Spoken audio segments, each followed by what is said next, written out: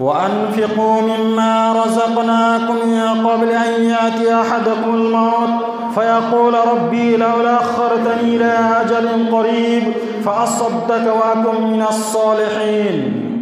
আল্লাহ তাআলা বলছেন, আমি তোমাদেরকে যা দিয়েছি তা থেকে তোমাদের মৃত্যু আসার পূর্বেই আল্লাহর পথে ব্যয় করো।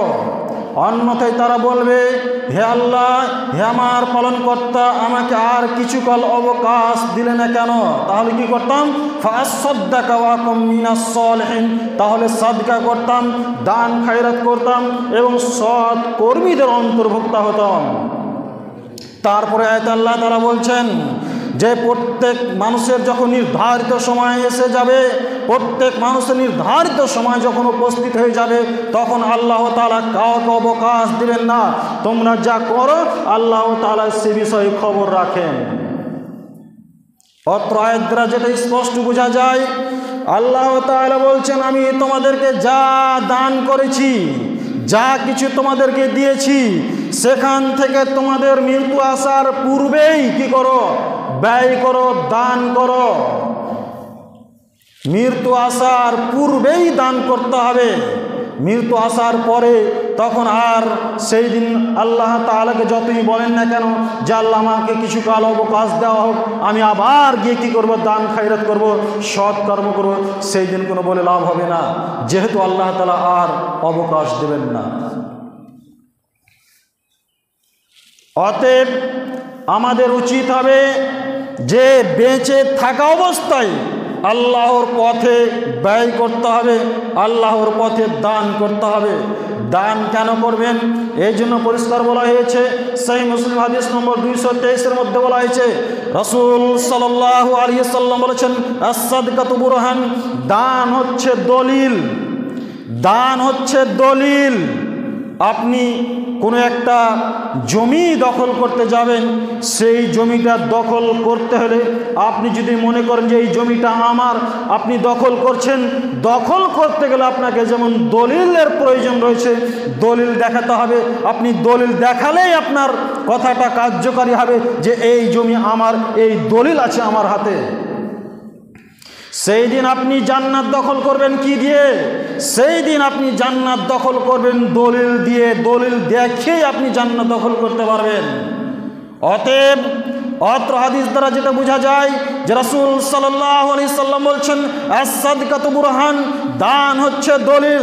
আপনি গরিব মানুষ 10 টাকা দান করেছেন, এই 10 টাকার বিনিময়ে আল্লাহ তাআলার দরবারে আপনি বলতে পারবেন, জি আল্লাহ, আমি গরিব মানুষ 10 টাকা দান করেছি, এই যে আমার হাতে দলিল, আমি জান্নাত পাবই, আমি জান্নাত পাওয়ার হকদার। আপনি সম্পদশালী ব্যক্তি, আপনি 1 লক্ষ টাকা দান করেছেন, 50,000 দান করেছেন, আপনি কাল কিয়ামতের দিন আল্লাহ তাআলাকে বলতে পারবেন যে আল্লাহ, এই যে আমি তোমাকে সন্তুষ্ট করার জন্য, তোমাকে খুশি করার জন্য তোমার পথে আমি 50,000 দান করেছি, 1 লক্ষ টাকা দান করেছি, এই যে আমার দলিল, আমি জান্নাত পাবই। আপনার হাতে যদি সেই দিন দলিল থাকে, আপনি আল্লাহ তাআলাকে বলতে পারবেন যে আমার কাছে দলিল আছে, আমি জান্নাতের হকদার। আপনার যদি দলিল না থাকে, আপনি সেই দিন আল্লাহ তাআলাকে এভাবে বলতে পারবেন না। অতএব স্পষ্ট যেটা বোঝা যায় যে দান হচ্ছে দলিল। এই দান করেই কাল কিয়ামতের দিন আপনাকে আমাকে সকলকে জান্নাত দখল করতে হবে। আপনি হয়তো মনে মনে ভাববেন যে দান তো অনেক করছি, জমি থেকে যে সমস্ত ফসল উৎপাদন হচ্ছে সেখান থেকে যাকাত ওসুর বের করে দিচ্ছি, টাকা পয়সা যদি মোটা অঙ্কের টাকা পয়সা জমা থাকছে সেখান থেকে টাকা যাকাত বের করে দিচ্ছি। মনে রাখবেন, এটা কিন্তু দান নয়।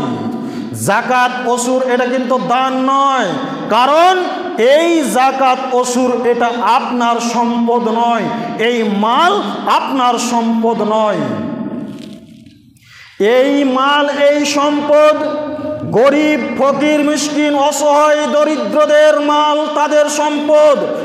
আপনি যদি এই ওসুর যাকাত ভক্ষণ করেন, কাল কিয়ামতের দিন আপনাকে জবাব দিতে হবে। কারণ এই মাল আপনি ভক্ষণ করেছেন, ইয়াতীমের হক ভক্ষণ করেছেন, গরিব ফকির মিসকিন দরিদ্র অসহায়দের হক ভক্ষণ করেছেন, তাদের মাল আপনি ভক্ষণ করেছেন, আপনি নিজের মাল ভক্ষণ করেননি। কারণ যেটা হচ্ছে যে অসুর জাকাত এটা আপনার আমার মাল নয়, এটা হচ্ছে গরিব ফকির মিসকিন অসহায়দের মাল। কেননা আপনি জাকাত দিতে বাধ্য, এটা আপনাকে বের করতেই হবে যখনই আপনার নেশাবে পৌঁছে যাবে। কেননা এই ব্যাপারে পরিষ্কার বলা হয়েছে, আবু দাউদ 234 নম্বর পৃষ্ঠার মধ্যে বলা হয়েছে, রাসূল সাল্লাল্লাহু আলাইহি সাল্লাম বলেছেন যে তোমাদের বাকি মালকে পবিত্র করার জন্যই জাকাত ফরজ করা হয়েছে, তোমাদের বাকি মালকে পবিত্র করার জন্যই জাকাত ফরজ করা হয়েছে। অত্র হাদিস দ্বারা যেটা বোঝা যায়, আপনার 50 কুইন্টাল গম হয়েছে, 50 কুইন্টাল কলাই ভুট্টা ধান হয়েছে, এই যে আপনার 50 কুইন্টাল সম্পদ মানে আপনার শস্য বীজ হয়েছে, দানা উঠেছে, এই 50 কুইন্টালকে যদি আপনি কি করতে চান, পবিত্র করতে চান, পবিত্র করতে হলে আপনাকে 20 ভাগের 1 ভাগ আপনাকে ওসুর বের করে দিতে হবে, জাকাত বের করে দিতে হবে, আপনি বের করতে বাধ্য। এটা আপনার মাল নয়, আপনার সম্পদ নয়, এটা হচ্ছে গরিব ফকির মিসকিন অসহায়দের সম্পদ। এই জাকাত যদি আপনি ভক্ষণ করেন, এই জাকাত কত বিষাক্ত, এই জাকাত কত বিষাক্ত। আপনার ঘরে আপনার বিছানায় যদি গমা সাপ থাকে, আর এই গমা সাপ যদি আপনাকে দংশন করে, শুধু আপনি একাই মারা যাবেন। এই গমা সাপ যদি আপনাকে দংশন করে, আপনার পরিবার শুধু আপনি একাই মারা যাবেন। কিন্তু জাকাত এত বিষাক্ত, জাকাত এত বিষাক্ত, আপনি যদি জাকাত ভক্ষণ করেন পুরো ফ্যামিলি মারা যাবে। অতএব জাকাত মারাত্মক বিষাক্ত জিনিস, সেখান থেকে বেঁচে থাকবেন। এ ব্যাপারে আরো বলা হয়েছে, সহিহ বুখারী হাদিস নম্বর 1403 মধ্যে বলা হয়েছে, আবু হুরায়রা থেকে বলেন, তিনি বলেন রাসূল সাল্লাল্লাহু আলাইহি সাল্লাম বলেছেন, যাকে আল্লাহ তাআলা অর্থ সম্পদ দান করেছেন আর সে যদি জাকাত আদায় না করে, যাকে আল্লাহ তাআলা অর্থ সম্পদ দান করেছেন আর সে যদি জাকাত আদায় না করে, তাহলে রাসূল সাল্লাল্লাহু আলাইহি সাল্লাম বলছেন যে কাল কিয়ামতের দিন তার ওই সমস্ত ধন সম্পদ আল্লাহ তাআলা কি করবেন, এক বিশাল বড় বিষাক্ত সাপ তৈরি করে তার গলায় ঝুলিয়ে দেওয়া হবে।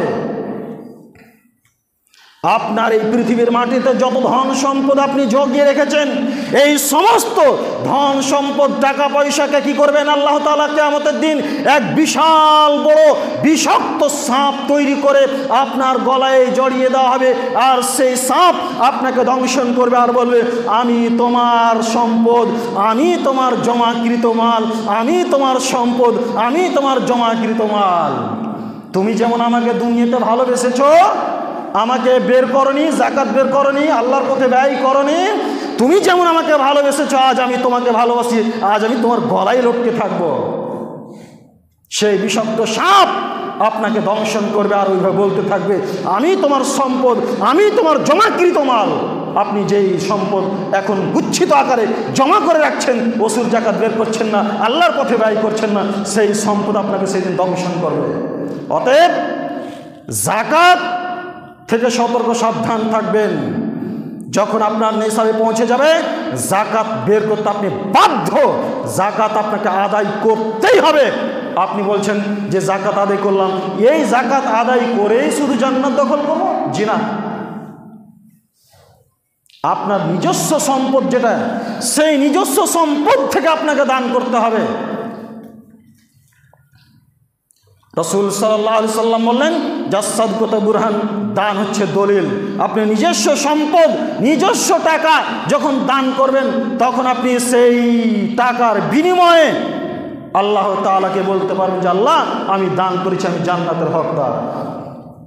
অতএব আমাদের উচিত হবে যে আমাদের যেই সমস্ত সম্পদগুলো আমরা বেশি পছন্দ করি, আমাদের বেশি প্রিয়, যেগুলো বেশি ভালো, সেই সম্পদগুলো আমাদেরকে আল্লাহর পথে ব্যয় করতে হবে। কেন এই ব্যাপারে পরিষ্কার বলা হয়েছে, সহিহ বুখারী হাদিস নম্বর 1461 মধ্যে বলা হয়েছে, আনাস বিন মালিক তিনি বলেন যে আনসারদের মধ্যে সব থেকে আবু তালহা খেজুরের বাগানের দিক থেকে তিনি সব থেকে সম্পদশালী ছিলেন। আর ওই আবু তালহার বাগানখানার নাম ছিল বাইরাহা নামক বাগান, সেই বাগানখানা মসজিদের নববীর সম্মুখে থাকায় রাসূল সাল্লাল্লাহু আলাইহি সাল্লাম ওই বাগানে প্রবেশ করতেন আর তার সুন্দর সুস্বাদু মিঠা পানি পান করতেন। তারপরে আনাস বলছেন যে যখন সূরা আল ইমরান সূরা নম্বর 3 লান তানালুল বিররা এই আয়াত যখন অবতীর্ণ হলো যে তোমরা কখনোই কল্যাণ লাভ করতে পারো না যতক্ষণ পর্যন্ত তোমরা তোমাদের পছন্দের জিনিস, প্রিয় জিনিস আল্লাহর পথে ব্যয় না করবে, দান না করবে, তখন আবু তালহা রাসূল সাল্লাল্লাহু আলাইহি সাল্লামের নিকটে গিয়ে বললেন, হে আল্লাহর রাসূল, আল্লাহ তাআলা বলেছেন যে তোমরা কখনোই কল্যাণ লাভ করতে পারবে না যতক্ষণ পর্যন্ত তোমরা তোমাদের প্রিয় বস্তু আল্লাহর পথে ব্যয় না করবে। অতএব বাইরাহা নামক বাগানখানা আমার সব থেকে পছন্দের বাগান, আমার সব থেকে প্রিয় বাগান। হে আল্লাহর রাসূল, আমি এই আমার পছন্দের বাগানখানা, সব থেকে প্রিয় বাগানখানা আমি কি করলাম, পরকালের জন্য দান করে পরকালের জন্য জমা রাখলাম, আপনি সেটাকে গ্রহণ করুন আর আল্লাহর নির্দেশ অনুযায়ী আপনি কাজে লাগান। আবু তালহা কি করলেন, সব থেকে তার পছন্দ দামি সম্পদ যেটা সব থেকে ভালো সম্পদ, সেই সম্পদকে কি করলেন আবু তালহা, আল্লাহর পথে ব্যয় করে দিলেন, দান করে দিলেন। আর আজ আমরা যদি দান করি আল্লাহর পথে, মসজিদে মাদ্রাসায় যদি দানা, ধান, গম, ভুট্টা এই সমস্ত যখন আমরা দান করি তখন দেখবেন যেই মানে আপনার ওই ঝাড়ু লাগিয়ে তারপরে যেটা আপনার সব থেকে মানে অপছন্দনীয়, যেটা আপনার মানে উন্নত মানের দানা নয়, সেটা আমরা আল্লাহর পথে দান করি। যেটা আপনার ওই ধান যখন দান করি, যেই ধানে খোসাযুক্ত ধান, সেটাকে কি করি, মসজিদের জন্য 10 কিলো 20 কিলো মাইপে মসজিদে পাঠিয়ে দিলাম। এটা উত্তম দান করা হলো। আল্লাহ তাআলা বলছেন যে তোমাদের উত্তম যেটা পছন্দনীয় যেটা সেটা তোমাদেরকে দান করতে হবে, কিন্তু আমরা যেটা সব থেকে নিম্ন পর্যায়ে সেটা আল্লাহর পথে আমরা দান করি।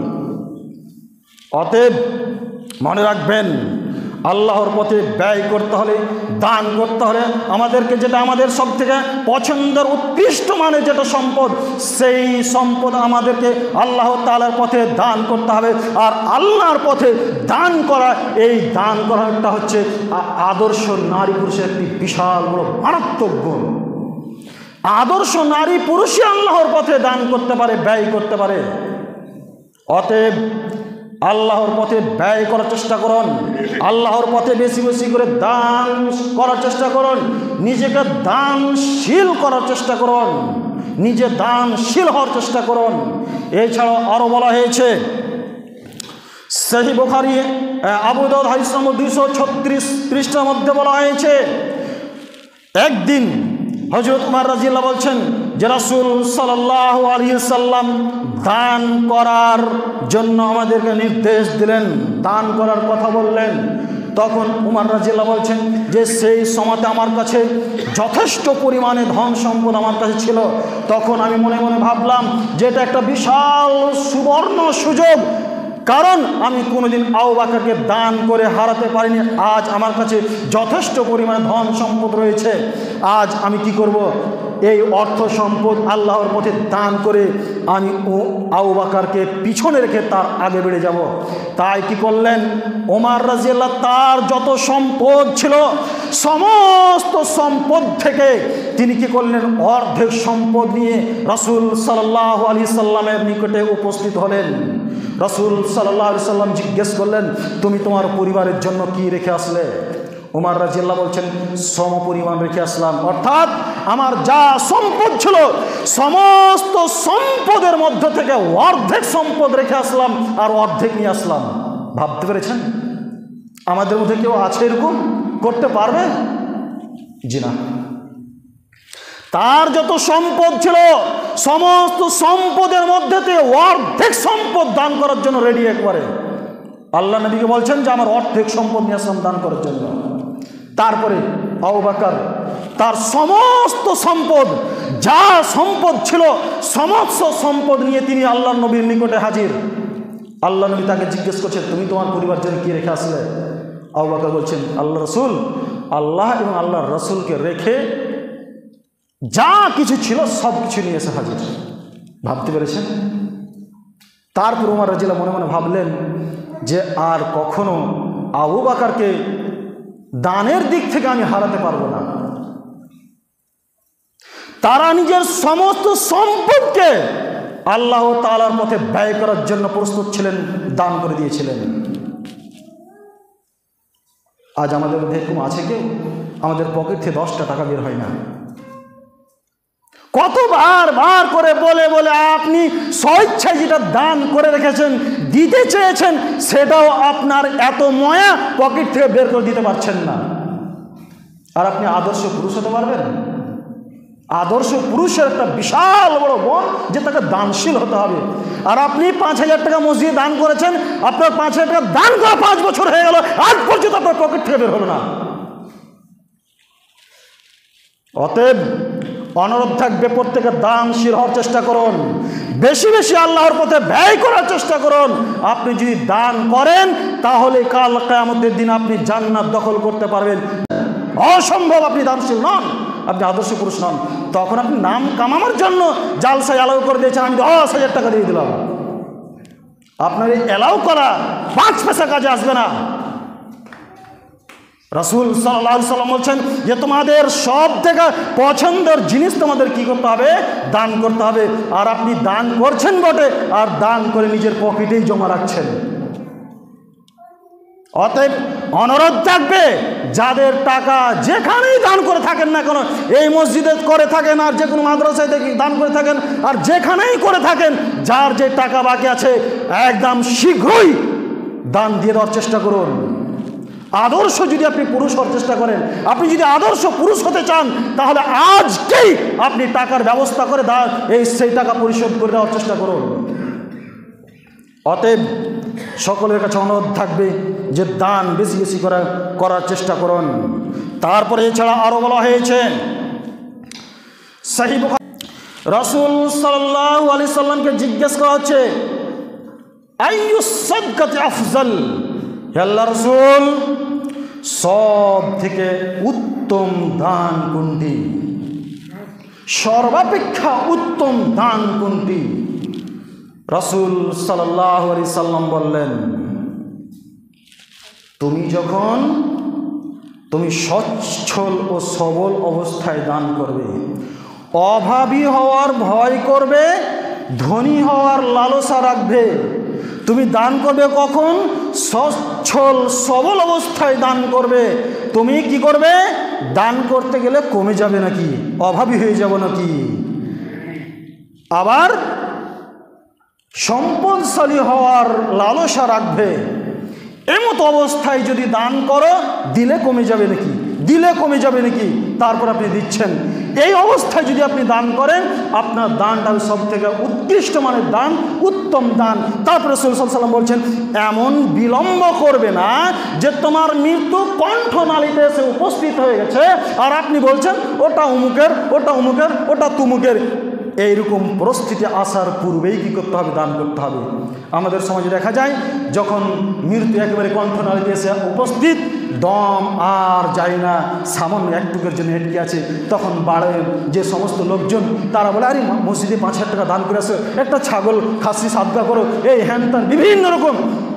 তার মানে কি? আপনার মৃত্যু কণ্ঠনালীতে পৌঁছে গেছে।